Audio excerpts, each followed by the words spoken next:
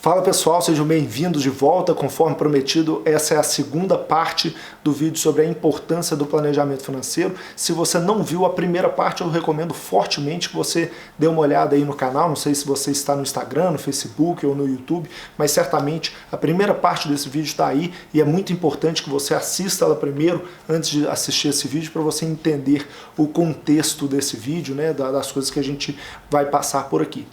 Bom, e aí, tá curioso para saber quais eram os ativos secretos que a Bia colocou na carteira, o resultado comparativo das duas carteiras, como que os dois investidores estão passando essa fase difícil que a gente está vivendo para qualquer investidor, para qualquer pessoa, na verdade? Pois é, tenho certeza que você vai gostar desse vídeo. Se gostar, já fica aqui o meu pedido para curtir e compartilhar, porque assim a gente se ajuda e segue crescendo juntos, combinado? Então, roda o vídeo aí.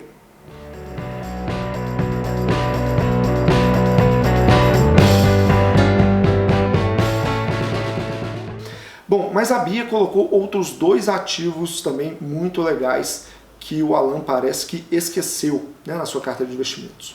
O primeiro deles é um CDB que rende 95% do CDI, ou seja, uma rentabilidade, do ponto de vista de rentabilidade, muito baixa, né? E ainda incide imposto de renda no CDB, mas ele tem uma característica que é fundamental para o papel que ele desempenha aqui na carteira da Bia. Ele tem liquidez diária. A Bia não sacrificou a sua reserva de emergência. E ela ouviu a gente aqui do canal falar que numa reserva de emergência o que você procura são duas características principais: segurança e liquidez. Ou seja, o ativo tem que estar lá, ele não pode estar sensível a riscos, você tem que poder contar com ele, justamente por quê? Porque você vai utilizá-lo em cenários de emergência, em crises severas, seja pessoal, seja uma crise econômica como que a gente está passando agora por causa da pandemia. Então você tem que saber que você pode contar com esse recurso. E liquidez é a velocidade, a facilidade que você, investidor, dono do recurso, tem para movimentar esse dinheiro, para resgatar, para transferir, para pagar contas, etc., sem a incidência de taxas. Isso que significa liquidez. Então a poupança é muito líquida, um CDB de liquidez diário é muito líquido, né? Ou seja, você consegue resgatar a qualquer momento. Fundos referenciados daí são muito líquidos, né? Não estou recomendando aqui, não acho que seja a melhor opção para uma reserva de emergência, mas do ponto de vista de liquidez é muito líquido. Se for um fundo de referenciado DI do seu próprio banco, você resgata no dia, já paga a conta no mesmo minuto, né? A conta que você precisa pagar, transfere para quem precisa transferir, etc., ou resgata no mesmo minuto, no mesmo dia. Isso que significa liquidez. Bom, e lembra daquele fundo que eu falei que a Bia tinha também na carteira, mas que eu não queria mostrar ali? É um fundo cambial. Ela também ouviu aqui no canal a importância de se ter uma carteira diversificada e da possibilidade de se montar hedges, tá? Eu escolhi um fundo cambial que eu acho que é confiável, que é bom, mas fundos cambiais não são bem assim, não tem um fundo muito superior a outro, né, nesse tipo que o Votorantim Cambial se propõe. Ele é um bom fundo, confiável, como eu falei, tem custos operacionais baixos, etc., segue muito bem o dólar, mas ele não busca ganhar do dólar, né, igual fundos de gestão ativa de renda variável buscam ganhar do Ibovespa. O Votorantim Cambial busca seguir o índice, né, de variação cambial aí, atrelado ao dólar, obviamente esse fundo arrisca, né? E aí a taxa de administração é uma taxa razoável, então os custos do fundo são baixos, então ele consegue acompanhar bem. É como se você basicamente comprasse dólar, então não tem muito aqui a qualidade do fundo, né? Escolher um baita fundo cambial é um excelente fundo que cumpre a sua função aí, né, de seguir a variação do dólar versus o real.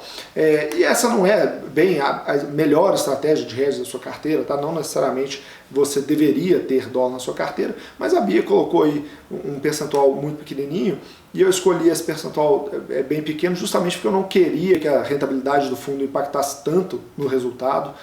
Não é um vídeo sobre hedge, sobre dólar, é um vídeo sobre planejamento financeiro, mas só queria aproveitar para mostrar essa oportunidade também para mostrar o efeito dessa diversificação. Bom, isso foi a carteira de Alan e Bia, essa tela é a carteira de Alan e Bia que eles montaram no dia 1º de abril. mas foi a carteira que eles montaram. Vocês podem ver que o histórico dos produtos que o Alan escolheu é muito maior a rentabilidade, né, do que comparado com os produtos da BIA, exceto ali no Azequest debêntures incentivadas versus o fundo da XP, que o Azequest está um pouquinho superior, mas vocês vão ver que no final das contas o XP ficou ainda melhor, né? Bom, vamos ver o que aconteceu com a carteira dos dois aí depois que eles investiram. Então, começou a investir no dia 1º/4 e foi, eu vou abrir uma janela aqui, até março de 2020, ou seja, já no auge da crise do coronavírus, pelo menos aqui no Brasil, né? Vamos ver, carteira do Alan, rendeu então com os fundos de ação caindo muito naturalmente, né? Isso é natural. Você pode ver que o Constellation caiu muito junto com o Safari, mas conseguiu se recuperar mais para o final do mês ali de março, e o Safari se manteve ali embaixo. Aí uma reflexão: esses fundos que estavam rendendo tão bem até fevereiro de 2020, estavam rendendo muito acima do Ibovespa, por que eles caíram agora? Passaram a ser maus fundos, fundos ruins, não são mais bem geridos? Os gestores não fazem mais um bom trabalho? Não, de maneira alguma, isso não acontece, é o que a gente fala muito aqui no canal. Você pode escolher os melhores fundos do mundo, eles vão passar por momentos ruins, isso é inevitável. E no mercado de renda variável, no mercado de ações, esses momentos ruins podem ser longos, podem ser fortes e são absolutamente normais. Então você tem que montar uma carteira de investimentos pensando nisso, preparado para enfrentar esses problemas, porque eles vão acontecer. E o Florian Bartonek, o Marcelo Cavalheiro, o Elson Yassuda, os gestores desses fundos, não se tornaram profissionais piores porque isso aconteceu. Eles não esqueceram toda a bagagem, toda a experiência, todo o conhecimento que eles acumularam ao longo de anos e anos de profissão no mercado financeiro, porque isso aconteceu com seus fundos. Tá? Eles seguem sendo excelentes profissionais, os produtos que eles oferecem seguem sendo excelentes fundos, né? Então essa foi a carteira do Alan, essa foi a carteira da Bia, muito semelhante, assim, quando a gente só bate o olho, a única coisa que vai realmente destoar é o fundo cambial, naturalmente, né? Mas quando a gente só olha a rentabilidade assim, a gente não vai ter uma boa ideia da performance da carteira dos dois, porque a gente aqui não mostra quantos por cento estava alocado em cada produto, né? Então se a Bia, por um acaso, tivesse colocado 90% do capital investido dela no fundo cambial e só 10% nos outros fundos, ela tinha ganhado muito dinheiro.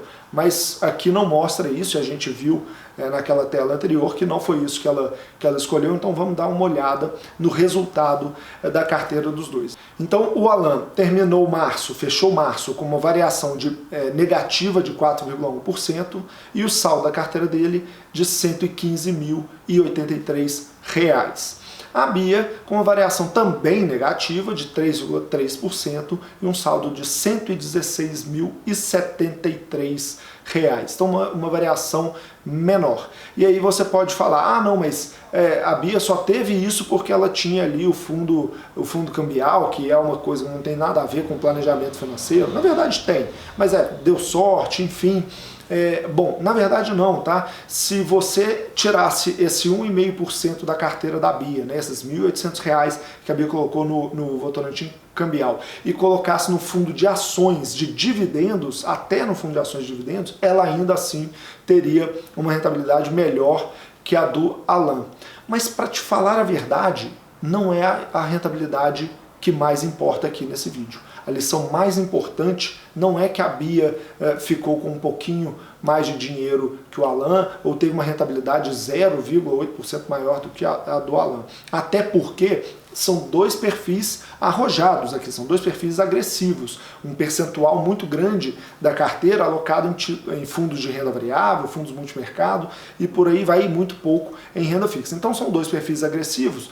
E para uma pessoa que tem este perfil, você tem que estar tranquilo, honestamente, com uma rentabilidade negativa de 4,1% numa determinada janela. Então vou olhar aqui, fazer as contas, deu menos 4,1%. Não pode ser isso que vai te assustar. Se você se assusta muito com isso, você não tolera esse tipo de oscilação, já saiba, você não é do perfil agressivo. ok? Então não é esse o principal problema do Alan aqui, não é essa a principal vantagem da Bia com relação ao Alan. Qual que é o principal problema do Alan neste momento de pandemia, neste momento que a gente tirou o retrato aqui, dia 31 de março de 2020? Um minutinho para você pensar.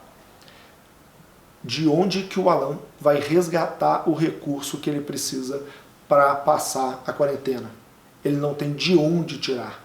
Imagina se os dois desse exemplo aqui são profissionais autônomos, são dentistas, são advogados, né? Ou se são pessoas, mesmo profissionais, né, de CLT, mas a empresa, a loja, né, o comércio onde eles trabalhavam, quebrou, simplesmente quebrou, não consegue fazer o acerto de ninguém, enfim, e aí? Vai viver com os R$600 de ajuda do governo, que às vezes não vem, não consegue sacar, vai viver de ajuda com R$600?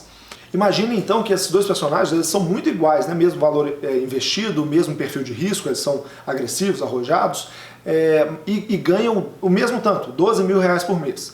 E aí dos 12 mil consegue guardar em média R$1.000 por mês, sobrou 11, dos 11, 2 mil aos gastos com lazer, os outros 9 são gastos fixos, são os gastos com os filhos, com a manutenção da casa, com o financiamento da casa, enfim, tem lá suas contas fixas para pagar que somam R$9 mil nos dois, né? De onde que o Alan vai tirar os R$9 mil no mês de abril que ele precisa? Se ele não receber da empresa dele, ou se ele for um profissional autônomo que não consegue seguir atendendo nesse momento, ele não tem de onde tirar.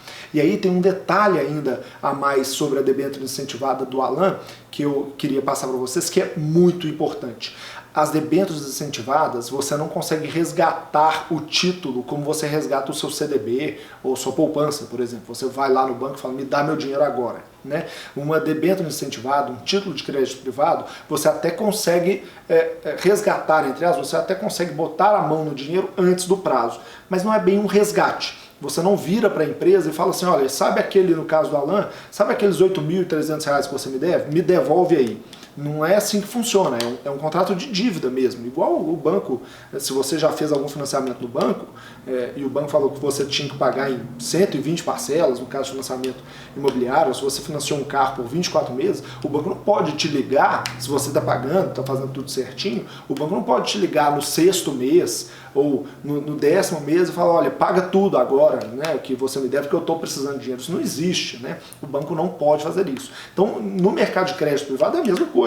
Você não pode ligar para essa empresa, que é a emissora do título da debênture, e falar, olha, estou precisando do dinheiro por causa do coronavírus, me pague agora. Não, a empresa falou, olha, eu vou te pagar em, sei lá, 5 anos, 7 anos, 10 anos, dessa forma, né?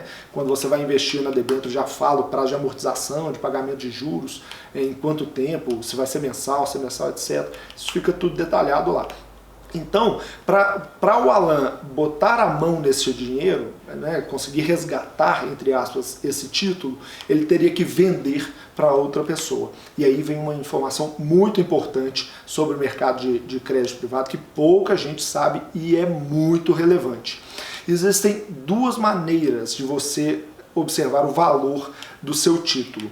A primeira maneira é o valor do título chamado na curva de juros, que seria o nome completo. Mas é basicamente o seguinte, investir R$1.000 no título. O título vai me render 10% ao ano. Então quanto eu vou ter no final de um ano? Vou ter R$1.100. E no final de 2 anos? R$1.210, né? Então você basicamente pega o valor investido, corrige pela remuneração, pelos juros contratados e acabou. Esse é o seu valor, chamado valor na curva. Mas se você for vender este título, vamos supor que seja um título de 10 anos, se você for vender este título no meio do caminho, você vai ter que achar um comprador, alguém vai ter que querer pagar para você, e aí ele fica com o título, você fica com o dinheiro e ele passa a receber então os juros da empresa, ou se for o caso de um título público federal, né, os juros que o Tesouro se comprometeu a pagar. Pois bem, num cenário como esse, qual você acredita ser o apetite dos investidores do mercado para adquirir debêntures de empresas?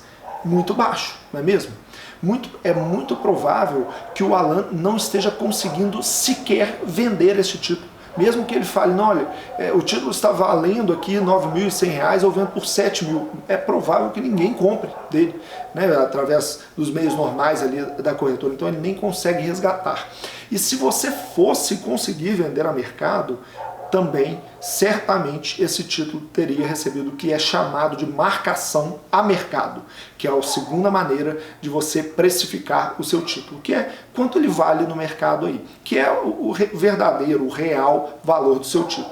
É muito comum a gente ver esse descasamento entre as duas maneiras de se avaliar um bem em imóveis. Então é comum a pessoa falar, não, eu paguei 1 milhão no imóvel, aí está tendo uma crise danada econômica, né? Está todo mundo vendendo imóvel para botar a mão no dinheiro, porque precisa de liquidez, enfim, as empresas quebrando. Então os imóveis que valiam 1 milhão estão sendo vendidos por 700, 600 mil. Mas a pessoa fala assim, não, eu paguei 1 milhão, está registrado como sendo R$ 1 milhão no meu imposto de renda, então para mim vale 1 milhão. Não vale. Se você precisar vender, você vai vender por apenas 600, 700 mil, enfim, pelo preço de mercado.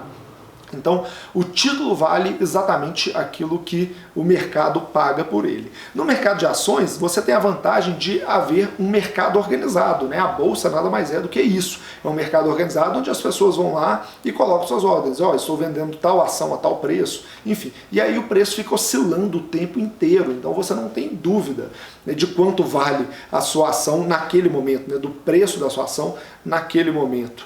Já no mercado de crédito privado, no mercado de imóveis, como não existe um mercado organizado, você tem uma certa dificuldade de saber o real preço que o mercado está pagando. Então, na sua conta da sua corretora, muito provavelmente você não vai ver o valor de mercado do seu título, você só vai ver o valor da curva, né? A marcação na curva do valor do título, o que pode te dar um baita susto se você for vender esse título, precisar vender esse título num momento ruim. Você vai olhar lá na sua conta, vai valer, por exemplo, no caso do Alan, R$ 9.100, e se ele oferecer esse produto para o mercado, né, para resgatar o dinheiro num momento de crise, muito provavelmente vai receber uma oferta de um comprador querendo pagar apenas R$ 7.000, por exemplo, nesse título, ou seja, ele vai colocar um prejuízo significativo no bolso, aí até menos do que ele investiu em renda fixa, né? Lembre-se disso, é possível sim perder dinheiro em renda fixa, ok? Bom, então o grande problema do Alan aqui é a liquidez, é a reserva de emergência, que ele não manteve. Isso é um princípio básico do planejamento financeiro. Apesar dele estar com um resultado pior do que o da Bia, não é este o principal problema dele. Ele precisa de pelo menos R$ 9.000 para pagar as contas do mês de abril, né, nesse cenário aqui. Ele não tem de onde tirar. Os demais fundos, além de ser muito voláteis, eles têm um prazo de resgate, D mais 30 e etc. E se precisar resgatar os fundos de ações nesse momento, chegar a este ponto, muito provavelmente, ainda por cima, vai resgatar um prejuízo. E aí, se você sai do mercado de ações num momento tão ruim como esse, fica muito mais difícil de você recuperar o seu patrimônio no futuro. A reserva de emergência, ela precisa ter entre 3 e 12 meses dos seus gastos fixos. Ou seja, eu gasto R$ 10.000 por mês, mas 3 mil é as contas de casa, os outros 7 mil eu gasto com viagem, com roupas, com acessórios, relógio, joias, bolsa, enfim, né, baladas. Não necessariamente você precisa de toda essa proteção. Então seria de 3 a 12 vezes os 3 mil apenas, que é o seu gasto fixo. É porque é uma reserva de emergência. Imagina a pandemia, é um bom exemplo.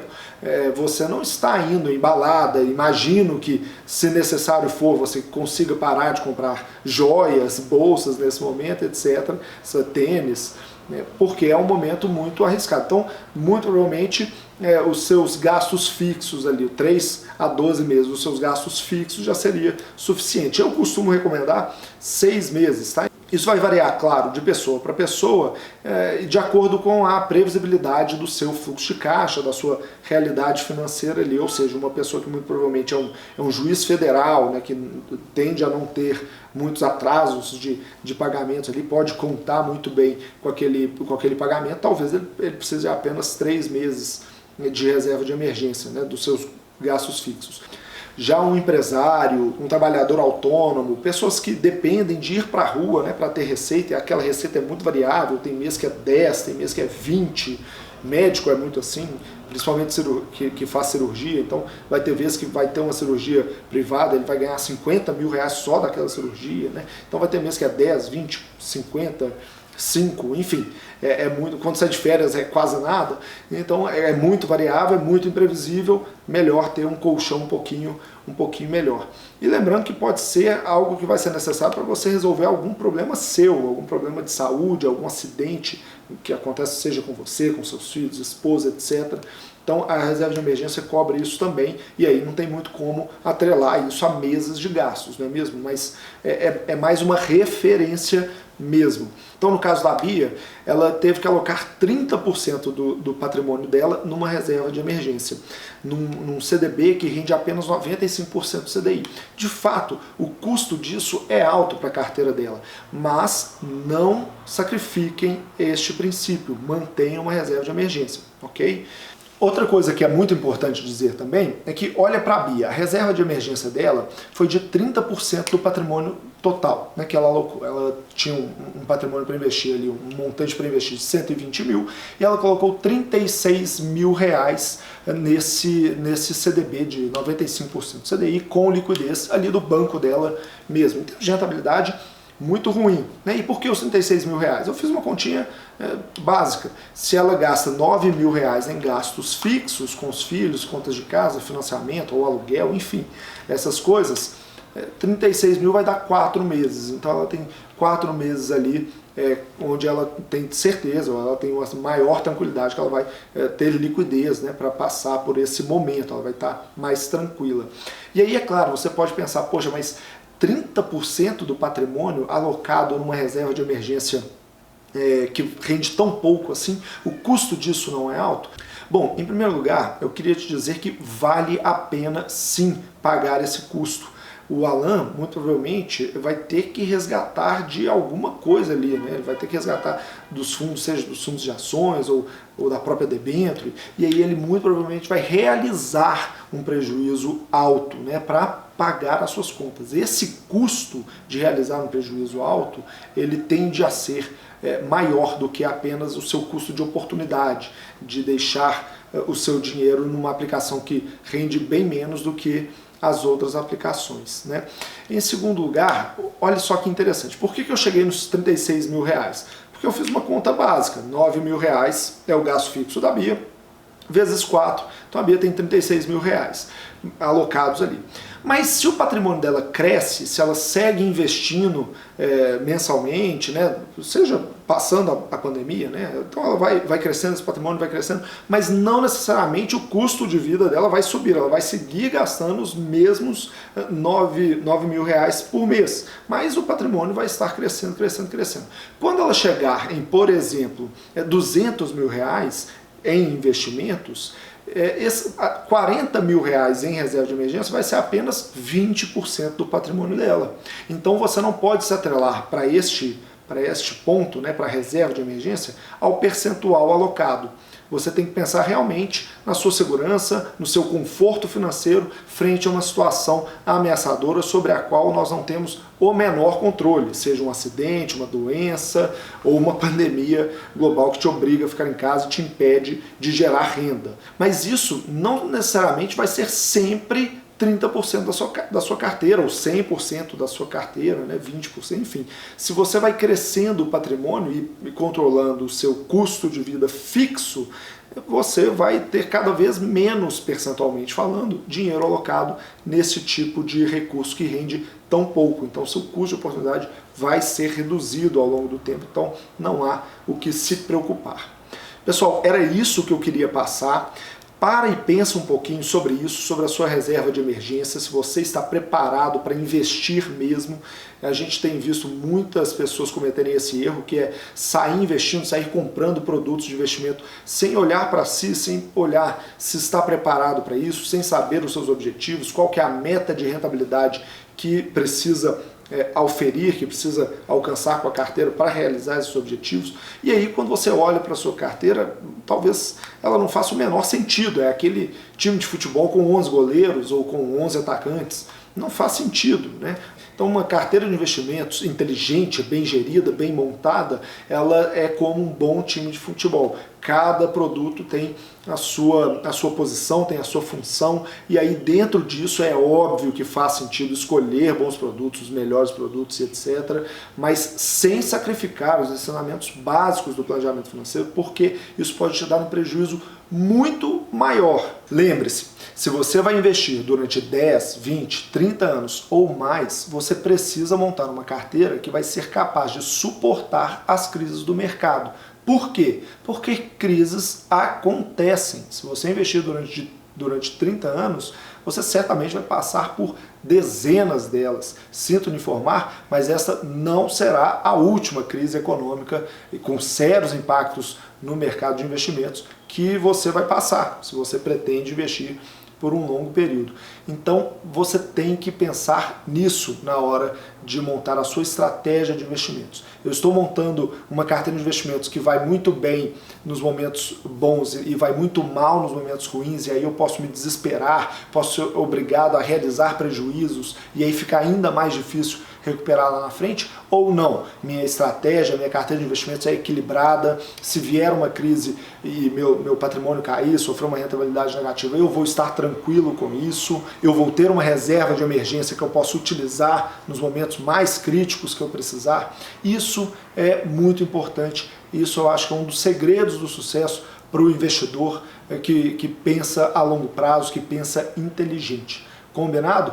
Então, olha que vídeo bacana que esse acabou ficando, né? Um vídeo rico. Acabei falando de muita coisa, estratégias de fundos de investimento, estratégias diferentes do mercado de renda variável, como identificar que tipo de ativo que o fundo tem, só olhando para o nome, né? Falei um pouquinho sobre as assets que eu conheço mais também, que eu admiro muito, Constellation, Safari, Sparta, a própria XP, cada uma delas com os seus produtos, né, com as suas estratégias, suas particularidades, vantagens e desvantagens.